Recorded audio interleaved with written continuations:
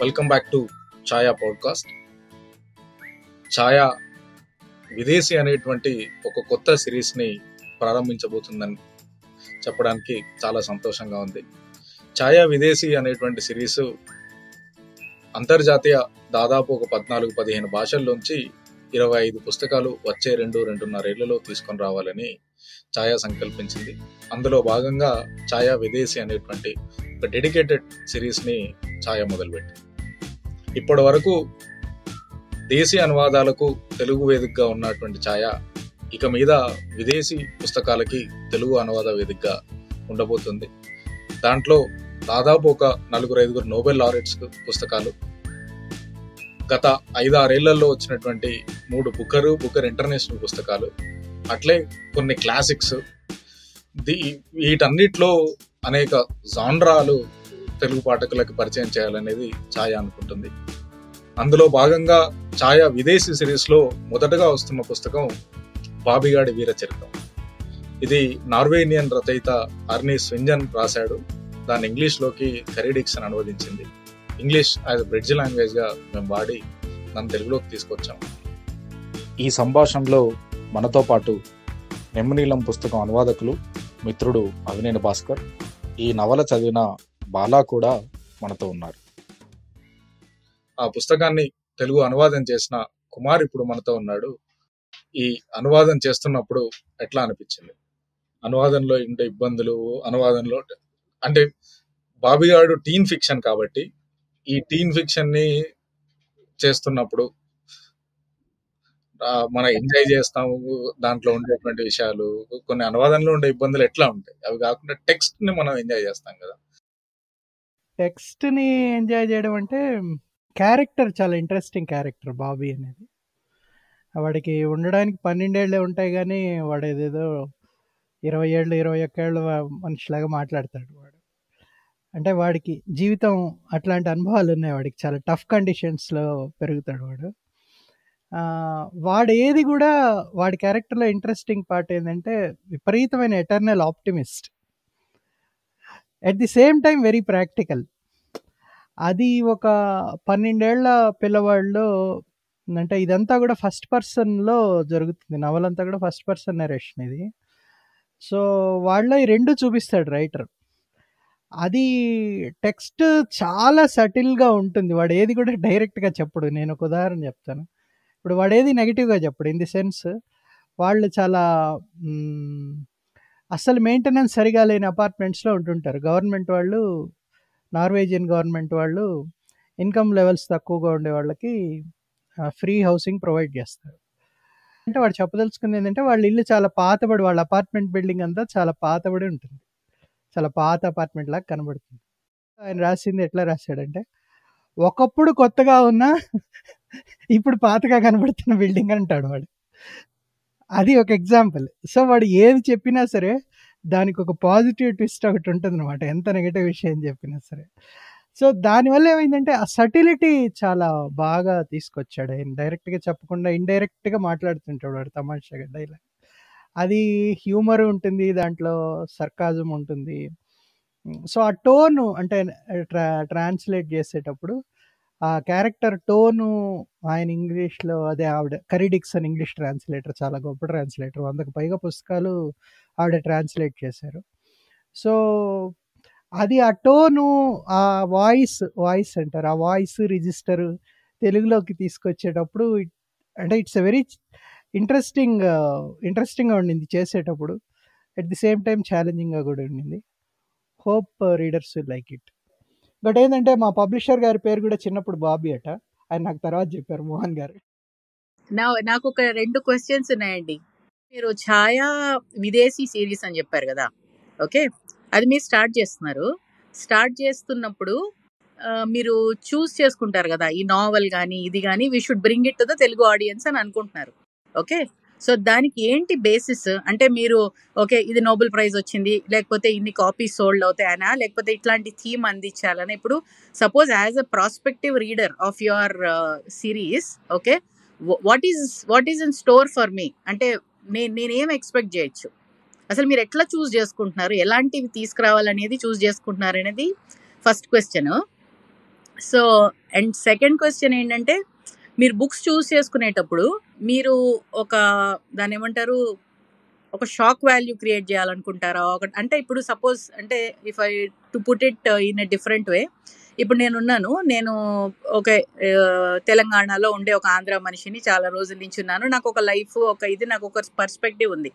But you want to create, okay నేను novel చదివిన తర్వాత ఓహో నార్వేలో ఇలా ఉంటారా, ఈ పరిస్థితి ఇట్లా ఉంటుందా అనేది నన్ను you want to take me to a different world or whatever, అంటే ఎట్లా చూస్ చేసుకుంటున్నారు, ఎలాంటి బుక్స్ ఎక్స్పెక్ట్ చేయొచ్చు ఛాయ నుంచి అనేది first. Okay, that is my first question. What is the whole purpose? And second question that I have is, ఇప్పుడు ఈ బాబీ అనే క్యారెక్టర్ ఆర్ ఈ నావెల్ అనేది మీరు ఇంట్రడ్యూస్ చేస్తున్నారు. What I would like to also understand is, why did you start with this first book? This is a very prestigious series. Okay, మీరు ఏంటంటే ఛాయ విదేశీ అంటే నాకు తెలిసిన దీంట్లో I think that first ever in India this some kind of an attempt like this is being made. Okay, so why do you start with Bobby? What is so special about this novel? Major గా మనకు translations పుస్తకంలో తీసుకొని రావడం అంటే, ఒకటి publishers కంటే first readers.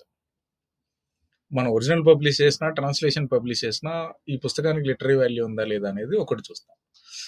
రెండోది, ఈ బయట లాంగ్వేజ్ నుండి తీసుకొస్తున్నప్పుడు ఒకటి సేల్స్ ఎట్లుంటాయి ఒకటైతే, రెండవది ఇటువంటి జాన్రా తెలుగులో వచ్చిందా, అంటే ఈ జాన్రాలో ఈ థీమ్ తెలుగులో వచ్చిందా, లేదా తక్కువ వచ్చాయా ఈ జాన్రాలో. ఇటువంటి పుస్తకం రావడం ద్వారా ఇక్కడ ఉన్నటువంటి సాహిత్యాన్ని అది ఇంకేమైనా ఎన్హాన్స్ చేస్తా. ఎందుకంటే తెలుగులో మనకు శరత్ సాహిత్యం విపరీతంగా చదివేవాళ్ళు ఇంతకుముందు, అట్లే రష్యన్ లిటరేచర్ చదివేవాళ్ళు. నేను చిన్నప్పుడు రాధిగా పబ్లికేషన్ పుస్తకాలు, మార్క్స్, లెనిన్ పిల్లల పుస్తకాల నుండి మొదలు పెడితే దోస్తోయెవ్స్కీ కథల వరకు ఇంట్లో ఉండేటివి. మాక్సిమం వరకు అమ్మాయి అయితే దాదాపు తెలుగు సమాజంలో చదివిన వాళ్ళు ఉంటారు. ఇవి ఏం చేస్తాయంటే, ఇక్కడ ఉన్నటువంటి అంటే మాక్సిమం గోర్కి అమ్మాయి ఇక్కడ చాలా కథలు రావడానికి, అట్లా చాలా నవలు రాయడానికి, ముఖ్యంగా నేను తెలంగాణ ప్రాంతం నుండి వచ్చా కనుక ఆ ప్రాంతంలో జరిగినటువంటి అనేక పోరాటాలను రికార్డ్ చేయడానికి అటువంటి పుస్తకాలు దోహదం చేశాయి. అట్లే ఆ పుస్తకాలు ఏం చేస్తాయి అంటే, అక్కడ ఉన్నటువంటి ఒక కల్చర్ని మనకి ఇక్కడ కొత్తగా ఇంట్రడ్యూస్ చేస్తాయి. సో అవి మనకెప్పుడు ఇక్కడున్న సాహిత్యాన్ని ఇంకా వృద్ధి చేసుకోవడం కోసం పనిచేస్తాయి. ఎట్ ద సేమ్ టైం ఈ బాబీ అనే పుస్తకం ఛాయా విదేశీ సిరీస్ లో ఫస్ట్ పుస్తకం. ఎందుకంటే నిజానికి దీనికంటే ముందు రావాల్సింది బ్రదర్లెస్ నైట్ అని ఒక అమెరికన్ రైటర్ రాసినటువంటి పుస్తకం. సరే, కొన్ని కారణాల వల్ల అది ఎడిటింగ్ ప్రాసెస్ లేట్ అయ్యి ఇప్పుడు ఆగింది. సో ఒక పుస్తకం తెలుగులోకి, అంటే ఒరిజినల్ పుస్తకం పబ్లిష్ చేసినా లేదా ట్రాన్స్లేషన్ పబ్లిష్ చేసినా అది పూర్తిగా రీడర్ చదివేట్టు ఉండాలి ఒకటి. రెండోది, ఈ బాబీ అనే పుస్తకం మనం ఇంటర్నేషనల్ తీసుకొస్తున్నప్పుడు ఇప్పటి వరకు మనకు రష్యా నుండి పుస్తకాలు వచ్చాయి, కొంత యూరోప్ నుండి వచ్చాయి, మార్క్వేజ్ లాంటి వాడికి నోబెల్స్ అవి వచ్చాయి కాబట్టి అట్లా పుస్తకాలు వచ్చాయి తప్పితే నార్డిక్ కంట్రీస్ నుండి పుస్తకాలు రావడం చాలా అరుదు. ఇప్పుడు ఛాయా తీసుకొచ్చే సిరీస్ లో నార్డిక్ కంట్రీస్ నుండి 7-8 పుస్తకాలు ఉన్నాయి. నార్వే నుండి, ఫినిష్, డచ్, ఐస్లాండిక్ ఇట్లా. సో ఈ లిటరేచర్ వాళ్ళ జనాభా చాలా తక్కువ, కానీ చాలా అద్భుతమైనటువంటి లిటరేచర్ వస్తుంది. ఈ బాబీ అనేది చిన్నపిల్లల పుస్తకంలా కనిపిస్తున్నా కూడా వాడు చాలా ఫిలాసఫికల్గా మాట్లాడుతుంటాడు. చదివావు కనుక వాడు 12 ఏళ్ళు వాడు చెప్పే విషయాలు చాలా ఫిలాసఫికల్ గా పెద్దవాళ్ళు కూర్చొని మాట్లాడుకున్నట్టు, వాడు టీచర్తో ఆ స్టాండర్డ్ లో మాట్లాడతాడు, వాళ్ళ మదర్తో చాలా పెద్దరికంగా మాట్లాడుతూ అర్థం చేసుకుంటాడు. ఒక ట్రబుల్ సమ్ ఫ్యామిలీ నుండి వచ్చిన వాడు నిజానికి మనం సొసైటీలో ఇప్పుడు వింటుంటాం కదా, వాడి చుట్టూ ఉన్నటువంటి పరిస్థితులు వాని నేరస్తుడిగా తయారు చేస్తాయి అనేది ఒక సోషలాజికల్ జనరల్ థియరీ ఉంది. కానీ అటువంటి పరిస్థితుల్లో పెరిగినటువంటి బాబీ దాంట్లో దేని జోలికి పోకుండా వాడు పాపం మారుస్తాడు. గాబ్రియల్ క్యారెక్టర్ చివరికి వాడితో ఎంత అసోసియేట్ అయిపోయి వాడి దగ్గర ఉన్నటువంటి రోలెక్స్ వాచ్ని వీడికి గిఫ్ట్ గా ఇచ్చేస్తుంది. నా దగ్గర ఉంటే నేను దీన్ని డ్రగ్స్ తీసుకోవడం కోసం వాడతాను. సో ఇట్లా రాయడం, ఆ క్యారెక్టర్స్ ని చేయడం అనేది ఒక రకంగా మనకు తెలుగులో చిన్నపిల్లల పుస్తకాలు తెలుగులో బేసిక్ మనకు చాలా తక్కువ. ఒక మంచి పుస్తకం తీసుకొస్తుంది తప్పితే ఇటువంటి పుస్తకాలు తెచ్చేవాళ్ళు లేదు. ఈ చిన్నపిల్లల పుస్తకాలు తేవడం ద్వారా ఏంటంటే, మనం ఇప్పటి నుండే ఒక 30 ఏళ్ళ వరకు నెక్స్ట్ రీడర్స్ తయారు చేస్తాం. మనం బాబీ 10 ఏళ్ల పిల్లల నుండి మొదలు పెడితే 60-70 ఏళ్ళ వయసున్న వాళ్ళ వరకు చదువుకోవచ్చు. అది ఒక్కొక్కరికి ఒక్కో రకంగా అర్థం అవుతుంది, ఒక్కో వయసు వాళ్ళకి. సో ఈ విదేశీ అనేటువంటి సిరీస్ ఇన్ని రకాల అంటే ఇన్ని ఏజ్ గ్రూప్లకు సరిపడేది తీసుకొస్తున్నప్పుడు మేము అనుకున్నటువంటి ఒక బ్రాడర్ స్పెక్ట్రమ్ లో బాబిగాడు ఫస్ట్ ఫిట్ అవుతుంది. అంటే నేను ఐ జస్ట్ యాడ్, ఇప్పుడు ఈ విదేశీ సిరీస్లో పుస్తకాలు డిస్కషన్లో నేను కూడా ఉన్నాను యాక్చువల్లీ. చాయిస్లో నేను, అరుణ్, మోహన్ కూర్చొని మాట్లాడుకున్నాం. ఇప్పుడు ఒకటి అంటే గమనిస్తే ఇప్పుడు 25 పుస్తకాలు వస్తాయి, దాదాపు 25 పుస్తకాల్లో చూస్తే ఇప్పుడు ఒకటేంటంటే రకరకాల జాన్రా ఉండడం అనేది ఒకటి స్పెషాలిటీ. అంటే ఇప్పుడు దాంట్లో ఎలెనా ఫెరెంటి లాంటి రైటరు చాలా టాప్ ఫెమినిస్ట్, అంటే ఫెమినిస్ట్ అని పూర్తిగా అనలేం, చాలా డెప్త్తో ఆమె ఆడవాళ్ళ ఇబ్బందులు, ఆడవాళ్ళ స్నేహాలు, ఫీమేల్ ఓరియంటేషన్ చాలా ఉన్న స్ట్రాంగ్ రైటర్. ఆవిడ పుస్తకాల దగ్గర నుంచి అలాంటిది ఒక ఆ జానర్ పుస్తకం కానీ, లేదంటే ఇప్పుడు హ్యాన్కాంగ్ రాసిన వీ డు నాట్ పార్ట్ అనేది ఒకటి వస్తుంది. ఆ వీ డు నాట్ పార్ట్లో ఏంటంటే దానికి చాలా పెద్ద సోషల్ సిగ్నిఫికెన్స్ ఉంటుంది దాని వెనకాల, ఆమె రాసేది వెనకాల. అలాంటి పుస్తకాలు కానీ రకరకాల జానరీస్. ఇన్ఫ్యాక్ట్ అరుణ్ మెన్షన్ చేయలేదు, 3 డిటెక్టివ్ థ్రిల్లర్స్ వస్తున్నాయి. నార్డిక్వి 2 detective thriller, French detective thriller. అంటే ఎంటర్టైన్మెంట్ ఉండే పుస్తకాలు, లిటరీ వాల్యూ ఉన్న పుస్తకాలు, సీరియస్ లిటరీ డిస్పోజిషన్ ఉన్న పుస్తకాలు, ఫెమినిస్ట్ యాంగిల్ నుంచి రాసిన పుస్తకాలు. ఇంకొకటి క్రూకెడ్ ప్లవ్ అని ఇంకొక పుస్తకం ఉంది. అది బ్రెజిల్లో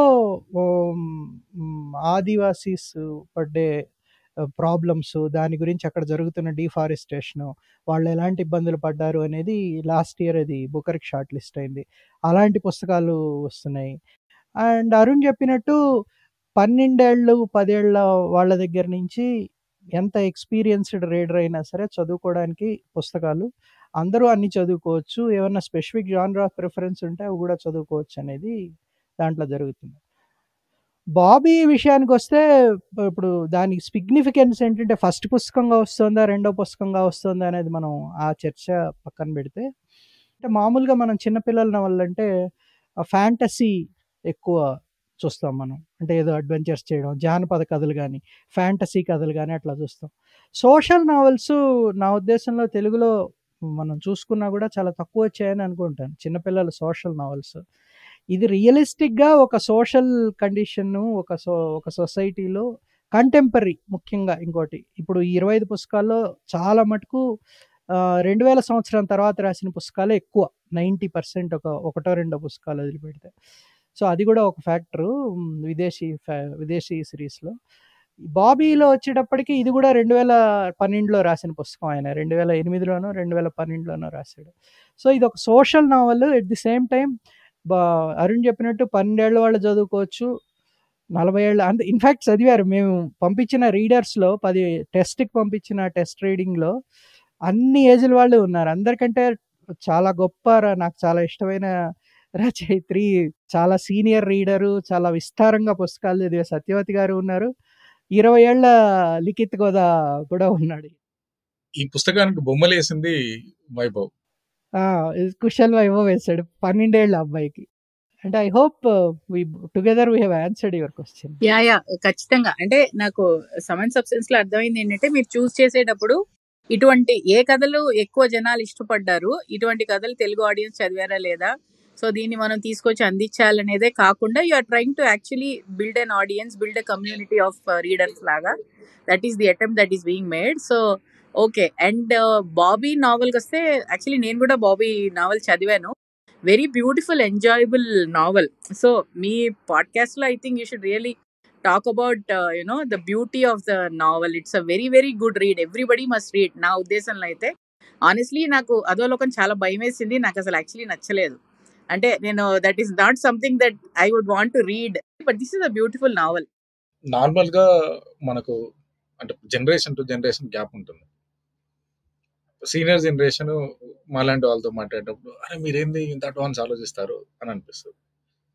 సేమ్ బాబీ నావల్ చదువుతున్నప్పుడు యాజ్ ఎ రీడర్ గా వీడికి 12 ఏళ్ళు ఉంటాయి, వీడేంది ఇంత సీరియస్ ఫిలాసఫీ చెప్తున్నాడు, వాడున్న జీవితము అదంతా ఒకటి, వాడు సరిగ్గా దానికి ఆపోజిట్ ఫిలాసఫీ అంటే ఒక హోప్ నిచ్చేటువంటి మాటలంతా మాట్లాడుతుంటాడు వాడు.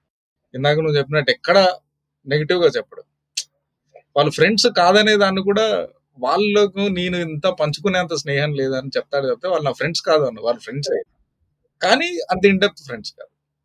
సో అంటే దాదాపు దీంట్లో ఉండే క్యారెక్టర్స్ గురించి మనం మాట్లాడుకుంటే అదా నార్మల్ గా మన చుట్టూ ఉండేటువంటి అమ్మాయి, అంటే మన అపార్ట్మెంట్స్ లో ఒక ఏదైనా ఒక విషయం చెప్తే కొంతమంది పిల్లలు వచ్చి మనకు ప్రతి విషయం చెప్తుంటారు, వాళ్ళ నోట్లలో ఏది దాగదు. అటువంటి క్యారెక్టర్ అదా. అమ్మమ్మ గాని, అమ్మ గాని, వాళ్ళ కోచ్ కానీ, వాళ్ళ టీచర్ కానీ, వీళ్ళంతా ఒక్కొక్క క్యారెక్టర్ లో డిఫరెంట్ షేడ్స్ ఉంటాయి. డిఫరెంట్ షేడ్స్ అన్ని డిస్టింక్ట్ గా క్యారెక్టరైజేషన్ ఉంటుంది అన్నిటికి కూడా. వాళ్ళు మాట్లాడే పద్ధతి, వాళ్ళ అమ్మమ్మ చూస్తే వాళ్ళ అమ్మమ్మ కూడా చాలా ఇంట్రెస్టింగ్ క్యారెక్టర్.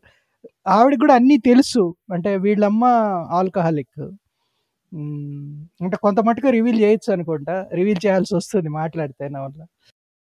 బాబీ వాళ్ళమ్మ ఆల్కహాలిక్. తర్వాత ఆవిడ ఉద్యోగం కూడా సరిగ్గా చేయదు, సో వీళ్ళు చాలా కష్టమైన కఠినమైన పరిస్థితుల్లో బతుకుతుంటారు. పవర్టీ కూడా చాలా చిన్నమాట అక్కడ వాళ్ళు. పవర్టీ కూడా చిన్నమాట. అది కాకుండా వీళ్ళు ఏ అపార్ట్మెంట్ బిల్డింగ్ లో అయితే ఉంటారో అక్కడంతా కూడా డ్రగ్ అడిక్ట్స్ ఉండే పిల్లలు కానీ, డ్రగ్ అడిక్ట్స్ ఉండేవాళ్ళు కానీ, చాలా మంది డ్రగ్ అడిక్ట్స్ కూడా, అంటే ఏమీ ఉద్యోగం సద్యోగం సరిగా లేని వాళ్ళందరినీ నార్వేజియన్ గవర్నమెంట్ ఏదైతే సపోర్ట్ చేస్తుందో వాళ్ళందరూ ఆ పబ్లిక్ హౌసింగ్ దీంట్లోనే ఉంటారు. సో అది కూడా వాళ్ళ అమ్మమ్మ ఈ విషయాలన్నీ, అంటే వాళ్ళ అమ్మమ్మ అంటే బాబీ వాళ్ళ అమ్మమ్మ పేరు రోజా, వాళ్ళ అమ్మ పేరు లిండా, బాబీ వాళ్ళ అమ్మ పేరు. సో తన కూతురు ఎట్లాంటిది ఏమిటి అనేది అమ్మాయి ఆమెకు పూర్తిగా తెలుసు. అయినా కూడా అవి ఎక్కడ బయటపడదు. అంటే బాబీ ట్రైట్స్ నేను కొంత వాళ్ళ అమ్మమ్మ దగ్గర నుంచి వచ్చాయేమో అని అనుకుంటాను నేను. అంటే ఆ నర్మగర్భంగా మాట్లాడటం అవన్నీ కూడా బయటపడకపోవడము, అంటే మనకు చెప్పేటప్పుడు కొంత బయటపడతాడేమో కానీ అసలు డైలాగ్స్లో, మిగతా వాళ్ళ డైలాగ్స్లో వాడు ఎక్కడ ఏది బయటపడతాడు. సో అట్లా ఈచ్ క్యారెక్టర్, వాళ్ళ ఈ అదా కానీ ఫర్ ఎగ్జాంపుల్, అదా కూడా చాలా నార్మల్గా మనం అట్లాంటి పిల్లలు చూస్తాం. ఆడైనా అంటే విపరీతంగా ఏది దాచిపెట్టుకోకుండా చెప్పేసే క్యారెక్టరు. ఆ అమ్మాయి ఎట్లా ఉంటుంది, ఆ అమ్మాయికి బాబీకి మధ్యలో రిలేషన్ స్లోగా ఎట్లా ఎస్టాబ్లిష్ అవుతుంది ఏంటి, ఇవన్నీ కూడా చాలా ఇంట్రెస్టింగ్గా అనిపించింది నాకు చేసేటప్పుడు. అంటే మనకు రైటింగ్ లో విజువలిస్టిక్ రైటింగ్ అనేది ఉంటుంది. నార్మల్ గా చదువుతుంటే అది అక్కడ ఏం జరుగుతుందో దాన్ని మనకు దృశ్యమానం చేస్తుంది. ఈ బాబీగాడు నిజానికి అట్లాంటి రైటింగ్, ఒక చిన్నపిల్లల సినిమా చూసినట్టు, ఒక డిస్నీ పిక్చర్ చూసినట్టు ఉంటుంది. సో దాన్ని అంటే అంతే అందంగా, అంతే సటిల్ గా తీసుకొని రావడం, ఎందుకంటే పన్ని ట్రాన్స్లేట్ చేయలేము. పన్ని చాలా కష్టం ట్రాన్స్లేట్, దీంట్లో బోల్డంత పన్ను ఉంటుంది. సో క్యారెక్టర్స్ అన్ని అట్లే మాట్లాడుతుంటాయి. అంటే అదే క్యారెక్టర్కి వచ్చేసరికి వాడు పాపం, ఒక ఉదాహరణ ఉంది కదా, ఇది ఇప్పుడు వాళ్ళకి ఫ్రిడ్జ్ ఉంటది, ఆ ఫ్రిడ్జ్ పనిచేయదు పాపం, అది వస్తువుల్ని వేడిగా ఉంచడం కోసం వాడుతున్నాం అంటాడు. ఫ్రిడ్జ్ ని వస్తువులు వేడిగా ఉంచడానికి వాడటం ఏంది, అది పన్నది. సో యాస్టీజ్ అట్లే రాస్తే అది రీడర్ కాకపోవచ్చు, అర్థం కాకపోవచ్చు. రెండోది చాలా కీన్ గా అబ్జర్వ్ చేస్తున్నాం అని చదువుకునే వాళ్ళకి ఏంది, తప్పు రాశాడేమో, మైక్రోవేవ్ అని రాసింటాడు, లేదంటే ట్రాన్స్లేషన్ చేత కాలేదు వీడికి అని అనుకుంటారు. సో అటువంటి పని చాలా ఉంటుంది. దాన్ని అర్థమయ్యేలాగా తీసుకొని రావడం. ఇప్పుడు వాళ్ళ అమ్మ తాగుతుంది అనేదాన్ని ఎక్కడ మా అమ్మ తాగుతుందని చెప్పడం, ఎవరు ఎక్కడో చెప్తాడు, ఇక్కడ కనబడడం మానేసిన తర్వాత పోయి వస్తుంది అనేది ఒక 8వ 9వ చాప్టర్ లో చెప్తాడు. అప్పుడు పబ్ గురించి మాట్లాడతాడు వాడు లాస్ట్ లో. అప్పటి వరకు ఆ రోజు రాత్రి ఇంటికి వస్తుంది, సహజంగా దాదాపు తాగుడు అలవాటు ఉన్నా లేదా చూసే కుటుంబాల్లో ఉంది. రాగానే వాళ్ళు వచ్చి ముద్దు చేస్తారు, రాకొచ్చినప్పుడు పిల్లలు ముద్దు చేయడం అనేది చాలా సహజమే. సహజంగా మనం పురుషుల్ని చూస్తుంటాం, ఇక్కడ తల్లి చేస్తుంటది, నా బంగారు కొండ మనం కొత్తింటికి మారిపోతాను రా అది ఇది అని. అది రిపీటెడ్ గా మాట్లాడుతుంది. అది మాట్లాడడం ద్వారా కన్వే చేయాలనుకుంటాడు, దాని ట్రాన్స్లేషన్ లో చెప్పడం కష్టం. ట్రాన్స్లేషన్ లో అంటే ఈ స్పెసిఫిక్ కేసుకి వచ్చేటప్పటికి ఏంటంటే మనం ఇంకా ఏంటంటే మనం కొంత అంటే వాళ్ళకుండే సోషల్ కండిషన్స్, మనకుండే సోషల్ కండిషన్స్, అట్లీస్ట్ ఆ ఎకనామిక్ కండిషన్స్లో ఉన్న వాళ్ళల్లో, అంటే ఆవిడ వర్క్ చేస్తూ ఉంటుంది ఎక్కడో, వాళ్ళ మదరు వర్క్ చేసి రోజు ఆవిడ ఇంటికి తాగొస్తుంది అనేది మనకు మొదట్లో తట్టదు. యాక్చువల్గా యాజ్ అ రీడర్ నేను చదువుతున్నప్పుడు కూడా మొదట్లో నాకు ఏంది ఈవిడ ఇట్లా మాట్లాడుతోంది, ఆఫ్గా ఉంది మాట్లాడే పద్ధతి అని అనిపించింది నాకు. అనిపించిన తర్వాత కొంచెం దూరం వెళ్ళిన తర్వాత నాకు అర్థమైంది. ఎందుకంటే మనం కొంచెం స్ట్రగుల్ అవుతాం కదా, ఏం జరుగుతుంది ఇక్కడ, ఏం జరుగుతుంది అని. ఇక్కడ అదే అదే క్యూరియాసిటీ ఉండింది.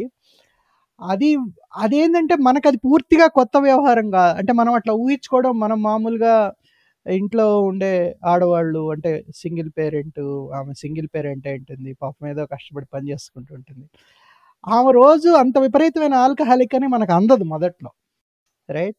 ట్రాన్స్లేషన్లో కూడా యాక్చువల్గా చేసేటప్పుడు ఒక రీడర్ నాకు మెన్షన్ చేశారు, అదేంటి ఆమె ఏంది అట్లా మాట్లాడుతుంది, రిపీటెడ్గా అట్లా మాట్లాడుతుంది ఏంది, మీరు ట్రాన్స్లేషన్ చూసుకోవాలి కదా సరిగ్గా అంటే బాబు బంగారు కొండ బుజ్జి అట్లా మాట్లాడం కదా, రోజు ఇంటికి వచ్చాం కానీ కొడుకు దగ్గర తీసుకొని నా బంగారు కొండవరా నా బుజ్జి మాట్లాడడం అంటే రీడర్స్కి పంపించినప్పుడు ఫీడ్బ్యాక్ కోసం అది జరిగింది. కానీ అది మళ్ళీ అక్కడ మళ్ళీ ఆమె ఆల్కహాలిక్ అని రాసామనుకోండి, ఆ సటిలిటీ మొత్తం పోతుంది, ఆ బ్యూటీ పోతుంది అసలు నవలకి.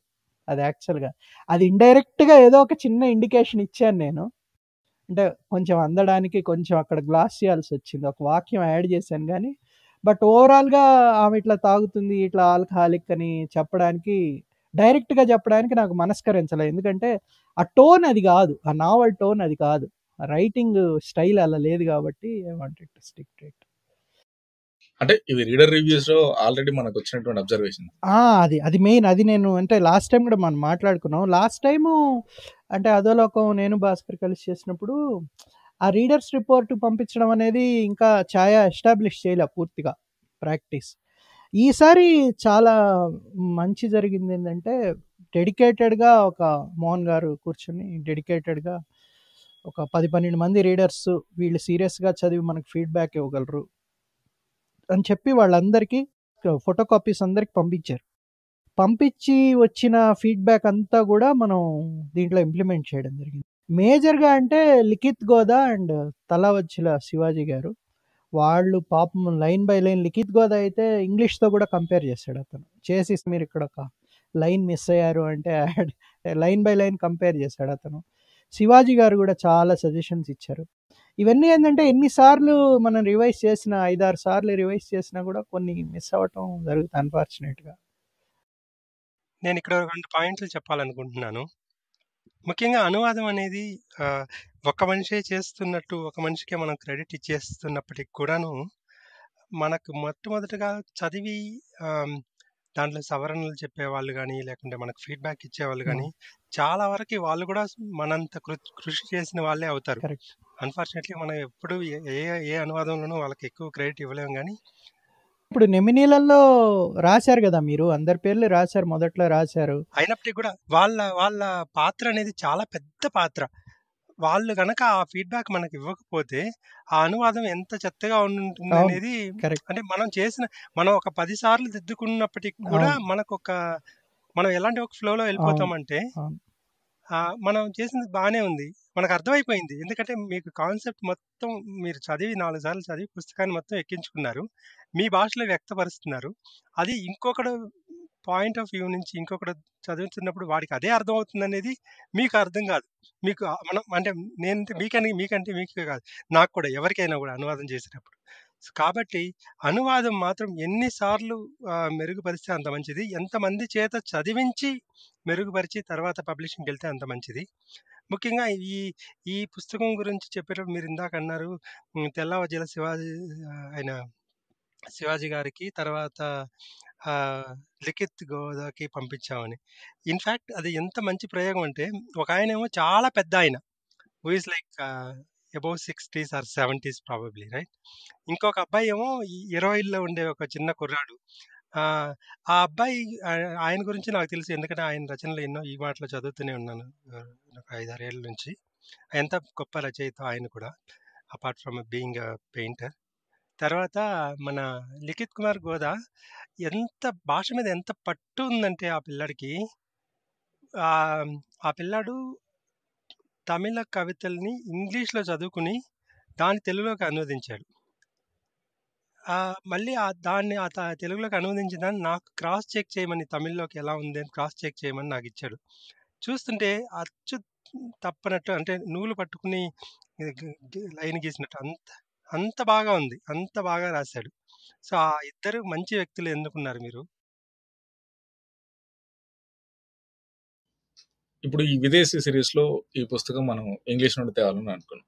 కారణం ఒకటి, నార్వే నుండి తెలుగులో చేసేవాళ్ళు లేరు.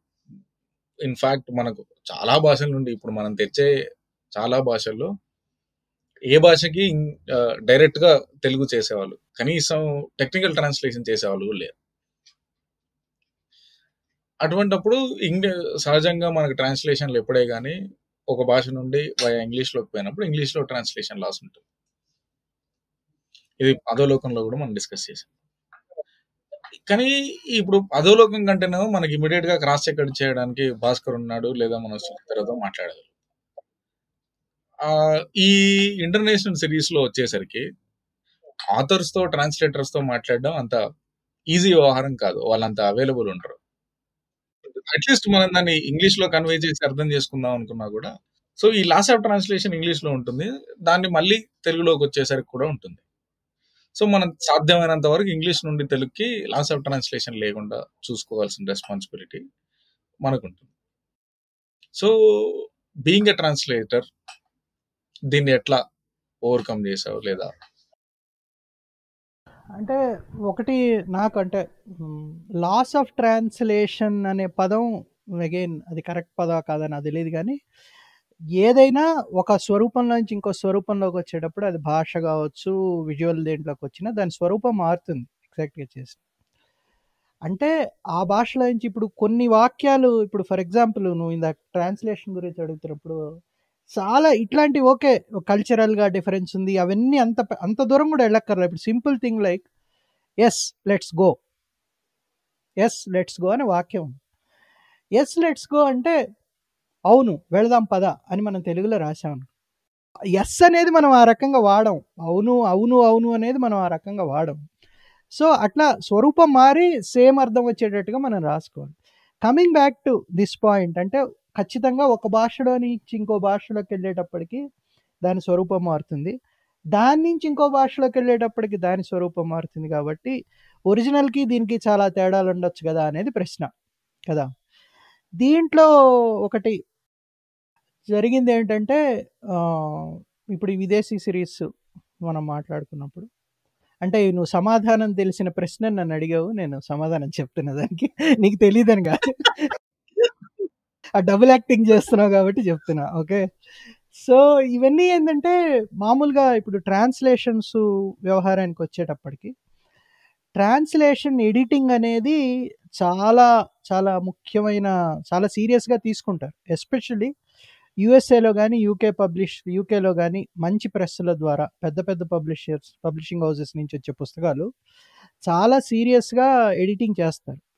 సో దాని ప్రాసెస్ మనం తెలుసుకున్నది ఏంటంటే, ఏదైనా పుస్తకం ఫర్ ఎగ్జాంపుల్ నార్వేజియన్ నుంచి కరీ డిక్సన్ గారు ఆవిడ ఇంగ్లీష్లోకి ట్రాన్స్లేట్ చేసేసారు, ఆవిడకి నార్వేజియన్ వచ్చు, బాగానే ఉంది, ప్రొఫెసర్ నార్వేజియన్ టీచ్ చేస్తుంది, ఆ లెవెల్ ఆఫ్ క్యాలిబర్ ఉన్న మనిషి ఆవిడ.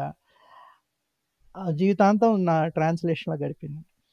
ఆ పుస్తకం ఎడిటర్ దగ్గరికి పబ్లిషింగ్ హౌస్కి వచ్చేటప్పటికి వాళ్ళు there is a person independently, ఒక ఎడిటరు 3 లెవెల్స్లో వాళ్ళు ఎడిట్ చేస్తారు.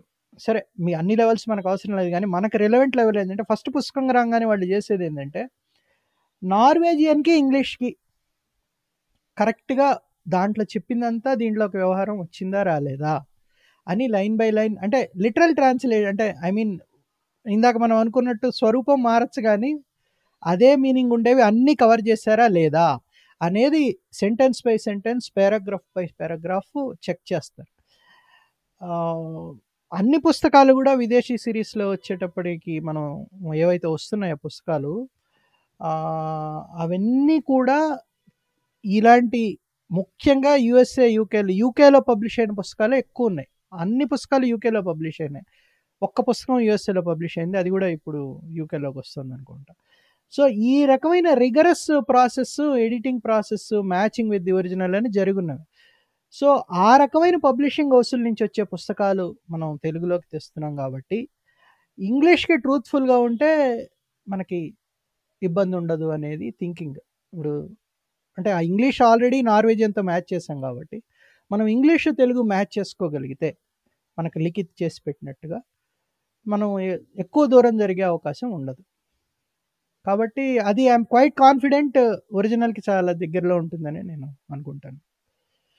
ఇంట్లోంచి అడుగు బయటికి పెడితే మన చుట్టూ కనబడేది డ్రగ్స్, ఆల్కహాల్. ఒకప్పుడు ఇవి హైదరాబాద్ లాంటి పట్టణాల్లో విరివిరిగా కనిపించేటివనేటు ఊర్లలో చర్చలు చేసుకునేవాళ్ళు. ఇప్పుడు ఈ సంస్కృతి ఊర్ల వరకు వచ్చింది. ఇంతకుముందు కాస్త కాలేజీల్లోకి పోయినటువంటి పిల్లల దగ్గర చూసేది, ఇప్పుడైతే స్కూల్ పిల్లల దాకా వచ్చి వాళ్ళు దీనికి బానిసలైపోయి చేస్తున్నటువంటి నేరాలు కూడా మన ముందు కనిపిస్తున్నాయి. ఈ బాబుగాడు అనేటువంటి పుస్తకం ఏం చేస్తుంటే తన సరిగ్గా అట్లాంటి ఒక దారుణమైన విశృంఖలమైనటువంటి అట్మాస్ఫియర్ లో కనీసం వాటి వాసనైనా తాగకుండా పెరిగినటువంటి ఒక ఆశాజీవి బాబీని మనకు పరిచయం చేస్తుంది. సో ఈ పుస్తకం చదవడం వెనకాల ఒక ఉద్దేశం, లేదా ఈ పుస్తకాన్ని తీసుకొని రావడం వెనకాల ఉన్న ప్రధానమైన ఉద్దేశం ఏంటంటే, ఈ చుట్టూ ఉన్నటువంటి అట్మాస్ఫియర్ లో మన చుట్టూ ఉండేటువంటి బాబీల్ని మనం గుర్తించడానికి ఈ పుస్తకం దోహదం చేస్తుంది. ఈ పుస్తకం ఏప్రిల్ 30వ తారీఖు విడుదలవుతుంది. అప్పట్లోగా ఆర్డర్ చేసుకోవాలనుకునే వాళ్ళు ఛాయాబుక్స్.com లోను, అమెజాన్ ఛాయా స్టోర్ లోను ఆర్డర్ చేసుకోవచ్చు. అనిల్, ఇప్పుడు ఆ పుస్తకాన్ని ట్రాన్స్లేట్ చేశావు కదా, దాంట్లోంచి ఒక 4 పదాలు 4 వాక్యాలు ఏమైనా చదవచ్చు కదా ఛాయా పాఠకుల కోసం. బాబిగాడి వీరచరితం, నా మొదటి అధ్యాయం. ఇలాంటివి జరుగుతుంటాయి, పట్టించుకోకూడదు. ప్రస్తుతం కింద పడున్నాను. కొద్ది క్షణాల క్రితం నా కాళ్ళ మీదే నేను నిలబడున్నాను. చాలా రోజుల తర్వాత ఈ మధ్యనే అనిపిస్తోంది, చుట్టూ ఉన్న ప్రపంచం పర్వాలేదన్నట్టు, పరిస్థితులు మెరుగుపడుతున్నట్టు. సరిగ్గా అలాంటప్పుడే కొన్ని దిమ్మ తిరిగే దెబ్బలు తగులుతాయి. గది మొత్తం ఒక పక్క కొరిగిపోయి కడుపంతా తిప్పుతోంది. ఎలా ఉంది? తల ఊపుతుంటే పిండి మరల కూర్చున్నట్టుంది. లేవగలవా? ఖచ్చితంగా లేవగలను, కానీ ఇప్పుడే కాదు, ఇంకొంచెం సేపు నేల మీద పడుకునే ఉండాలనిపిస్తోంది. కావాలని చేసింది కాదు. నిజమే, కావాలని అంత గట్టిగా కొట్టుండడు. నాకు క్రిస్టియన్ గురించి బాగా తెలుసు. పాడైపోయిన టీవీలాగా మిణుకు మిణుకుమని వెలుగుతూ క్రిస్టియన్ నా కళ్ళ ముందరే నిల్చునున్నాడు. క్రిస్టియన్ అంటే నాకు ఇష్టం. మా జిమ్లో ఉండే అందరూ నాకు ఇష్టమే. వాళ్ళు కూడా నన్ను ఇష్టపడుతూ ఉండొచ్చు. దాంట్లో ఆశ్చర్యపడాల్సిందేమీ లేదు. కొంతసేపు వాడిని వదిలేయండి. ఆ మాట్లాడేది నా బాక్సింగ్ కోచ్. నువ్వు ఎంత ఎత్తుకు ఎదుగుతావు అనేది నీ చేతుల్లోనే ఉంది. నమ్మకం ఉండాలంతే. నమ్మకం కొండలనైనా కరిగిస్తుంది అంటుంటాడు. అప్పటికప్పుడు ఆయన చెప్పేదంతా నిజమేననిపిస్తుంది. మళ్ళీ అవే మాటలు సాయంకాలము, మరుసటి రోజు పొద్దున స్కూల్లో ఉన్నప్పుడు గుర్తుకొస్తే నమ్మాలనిపించదు. మరీ ముఖ్యంగా ఇలా కింద పడిపోయి కళ్ళు గిర్రను తిరుగుతున్నప్పుడు. కోచు క్రిస్టియన్ కలిసి నన్ను పైకి లేపారు. నా 2 కాళ్ళ మీద మళ్ళీ నేను నిలబడగలిగాను. కొంతసేపు పక్కకెళ్ళి కూర్చో అన్నాడు మా కోచ్. తలూపై ధైర్యం చేయలేదు. మెల్లగా పక్కనున్న బెంచి మీద కూర్చుని చుట్టూ ఉన్న భూప్రపంచం వణకడం, ఊగడం, తిరగడం ఆగేదాకా అక్కడి నుంచి కదలలేదు. ఎన్నిసార్లు కింద పడ్డావా అన్నది కాదు, ఎన్నిసార్లు లేచి నిల్చున్నావు అనేదే ముఖ్యం. నా తలకు ఐస్ ప్యాక్ పెడుతూ అన్నాడు కోచ్. తలూపడానికి ప్రయత్నించాను. ఈ రోజుకి ఇంకా ఇంటికెళ్తా సార్. అయితే సరే, వచ్చే బుధవారం కలుద్దామా? సరే సార్. క్రిస్టియన్ వచ్చి నా భుజం తట్టాడు. వాళ్ళ ఇల్లు దూరం కాకపోయింటే మేమిద్దరం రోజు స్కూల్ అయిపోయిన తర్వాత చెట్టాపట్టాలు వేసుకుని తిరిగేవాళ్ళం. ఇంటికి నడుస్తుంటే కన్ను సలపడం తెలుస్తుంది. చూపుకు పెద్ద ఇబ్బంది ఏమీ లేదు. హెడ్ ఫోన్స్ తగిలించుకొని వాల్యూమ్ పెంచాను. మరో క్షణంలో అంతా మర్చిపోయాను. నాకు చాలా విచిత్రమైన ఇష్టాలున్నాయి. ప్యాన్ కేకులు, పిజ్జాలు తినడం, మధ్యరాత్రి లేచి జిల్లుమని పాలు తాగడం, ఇలాంటివి. ఆకాశంలో ఉల్క కనబడితే అలా చూస్తూ ఉండిపోతాను. ఎండాకాలపు మధ్యాహ్నం ఇంకెవరూ నీళ్లలో లేనప్పుడు ఈత కొట్టడం అంటే చాలా ఇష్టం. ఇవి కాకుండా మా అమ్మ నా చెవిలో ఏదైనా మంచి కబురు చెప్తున్నప్పుడు ఆమె పెదాలు నా చెవులకు తగిలిచేసే చక్కెలిగింత నాకు చాలా ఇష్టం. ఇప్పుడు కాదు కానీ ఇంతకుముందు మా అమ్మ అలా చాలాసార్లు చేసేది. వీటన్నిటిని మించి నాకు సంతోషాన్ని ఇచ్చేది ఇంకోటి ఉంది. మంచి శీతాకాలంలో గట్టి చలిమంటలా నన్ను వేరే ప్రపంచంలోకి తీసుకెళ్ళేది. అది సంగీతం. రేడియోలో స్కూల్ పిల్లల MP3 ప్లేయర్లలో వినబడే మామూలు సంగీతం కాదు. కిటికీ అద్దాలను చెవుల్ని బద్దలు కొట్టే గొంతులతో వినపడే ఓపెరా సంగీతం అంటే నాకు ఇష్టం. ఒక్కసారి రోడ్లో నడుస్తున్నప్పుడు మైమర్చిపోయి గొంతెత్తి పాడేస్తుంటాను. తలుచుకుంటే సిగ్గేస్తుంది కానీ బాగానే ఉంటుంది. మేము ఉండేది కొత్తగా కనబడదగ్గ ఒక పాత అపార్ట్మెంట్లో. చాలాసార్లు నేను ఇంట్లోకి వెడుతున్నప్పుడు మా మెట్ల మీద కూర్చుని అక్కడక్కడ కొంతమంది కనిపిస్తారు. అయితే మన ఆలోచనలో మనం ఉంటే అసలు వాళ్ళు ఉన్నట్టే గమనించాం.